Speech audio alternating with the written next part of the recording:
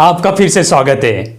आज हम yes bank के बारे में बात करेंगे। मुझे एक सजेशन आया था कि सर यस बैंक के बारे में प्लीज़ बताइए, तो आज मैं यस बैंक के बारे में पूरी की पूरी डिटेल आपको बताने वाला हूँ। सबसे पहले हम इसका बिजनेस देखेंगे, कंपनी के कुछ फंडामेंटल्स देखेंगे, आगे इसका यस बैंक का हम पिछले 5 सालों का प्रॉफिट एंड लॉस स्टेटमेंट देखेंगे, और फिर हम इसका यस बैंक का ग्राफ देखेंगे कि टेक्निकल एनालिसिस तो ग्राफ किस तरह परफॉर्म किया है, और लास्ट में मैं आपको बताने वाला हूँ कि यस बैंक में आपको इन्वेस्ट करना चाहिए या नहीं। तो एक कंप्लीटली डिटेल आज की वीडियो में आपको देने वाला हूँ।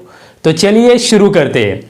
देखिए, अगर यस बैंक की बात करें तो इनका अगर बिजनेस की बात करें तो एक प्राइवेट सेक्टर बैंक है, और बैंकों का बिजनेस आपको पता ही होगा जो फाइनेंशियल सर्विसेज प्रोवाइड करती है। अगर इसका हम फंडामेंटल देखें, सबसे पहले इसका मार्केट कैप देखें तो 31,000 करोड़ का मार्केट कैप है यस बैंक का। यानी ये कंपनी कोई छोटी कंपनी है, बड़ी कंपनी। आज के टाइम पे शेयर प्राइस गिर चुका है, लेकिन आज भी ये कंपनी बड़ी लेवल पे है। अगर इसका हम डेट पोजीशन देखें, जिसके लिए डेट टू इक्विटी रेशो देखा जाता है, तो डेट टू इक्विटी आ रहा है इसका 7.98।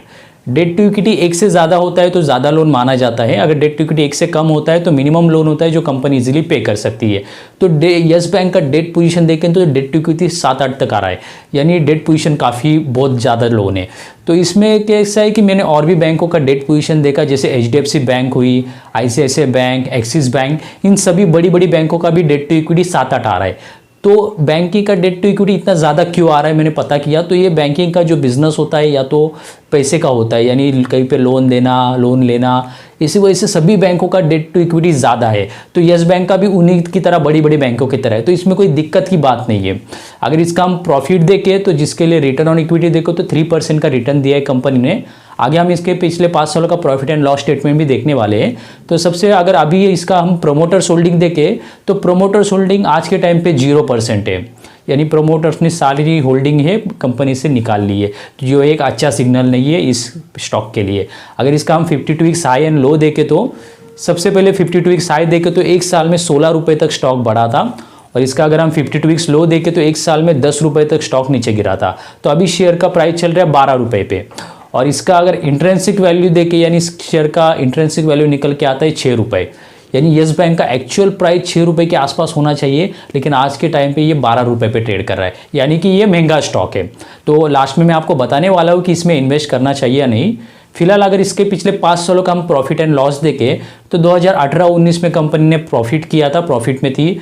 तो कंपनी 20-21 में कंपनी काफ़ी हैवी लॉस फेस किया था, और आज 22 चल रहा है। 22 में मार्च 22 का जो रिजल्ट आया है जिसमें कंपनी प्रॉफिट में है, तो मार्च 22 में प्रॉफिट में, जो एक अच्छी बात है। अगर इसका हम ग्राफ देखें तो देखिए, ये जो स्टॉक था यस बैंक, 2005 को ये 12 रुपये पे ट्रेड कर रहा था, फिर आगे चल के 2017 में ये 350 रुपये पे ट्रेड कर रहा था, और वहाँ से गिरकर अभी 22 जुलाई 22 चल रहा है 2022, तो अभी के टाइम पे शेयर का प्राइस 12 रुपये पे ट्रेड कर रहा है। तो 350 रुपये से गिर कर ये 12 रुपये तक आ चुका है। तो इसमें बहुत बड़ा फॉल हो चुका है। यस बैंक का पूरा बहुत जो शेयर प्राइस दिखा है वो बहुत गिर चुका है। तो इसकी बहुत सारी वजह थी ये शेयर प्राइस फॉल करने की, लेकिन सबसे बड़ी जो वजह थी वो थी कंपनी का बैड डेट्स। यानी कंपनी ने लोन दिया था जिन बैंक्स को, जिन कंपनियों को, वो लोन यस बैंक वहाँ से रिकवर नहीं कर पाई, जिसकी वजह से का बैड डेट्स बढ़ गया। और भी काफ़ी सारे रीज़न थे, जैसे RBI ने यस बैंक के ऊपर एडिशनल डायरेक्टर हायर किया था, तो ये काफ़ी नेगेटिव न्यूज़ आई थी। तो इसी वजह से, जैसे बैड डेट्स बढ़ने की वजह से जो कंपनी ने लोन दिया था दूसरे कंपनियों को, यस बैंक ने जो लोन दिया था बाकी कंपनियों को, तो वहाँ से लोन रिकवर नहीं कर पाई यस बैंक, जिसकी वजह से उसका शेयर प्राइस बहुत ही गिर गया, अभी 12 रुपये पे ट्रेड कर रहा है। तो अभी इसमें इन्वेस्ट करना चाहिए या नहीं।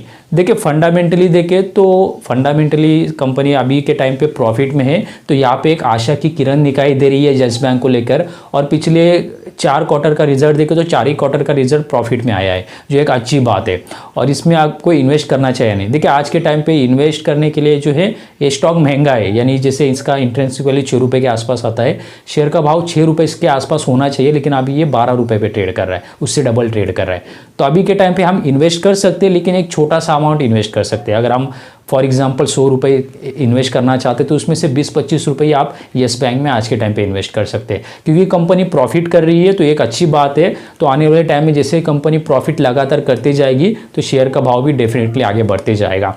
तो अभी के टाइम पे क्योंकि महंगा है, इसी वजह से हम छोटा अमाउंट इनमें इन्वेस्ट कर सकते हैं।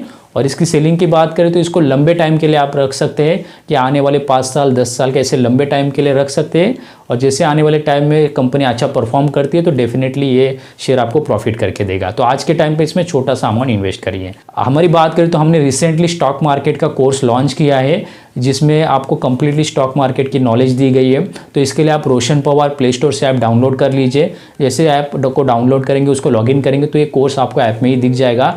इसमें आपको सब कुछ सिखाया गया है बेसिक से एडवांस लेवल तक। इसमें लॉन्ग टर्म इन्वेस्टमेंट हमने कवर किया है कि लॉन्ग टर्म के लिए किस तरह शेयर को चुनते हैं, कैसे एनालिसिस करते हैं, कितना इन्वेस्ट करना चाहिए, कभी सेल करना चाहिए, पूरी की पूरी डिटेल आपको लॉन्ग टर्म इन्वेस्टमेंट की दी गई है। शॉर्ट टर्म इन्वेस्टमेंट किस तरह की जाती है, पेनी स्टॉक में किस तरह इन्वेस्ट की जाती है, किस तरह के शेयर आगे चल के मल्टीबैगर बनने वाले, वो भी डिटेल आपको इस कोर्स में पेनी स्टॉक मॉडल में बताई है।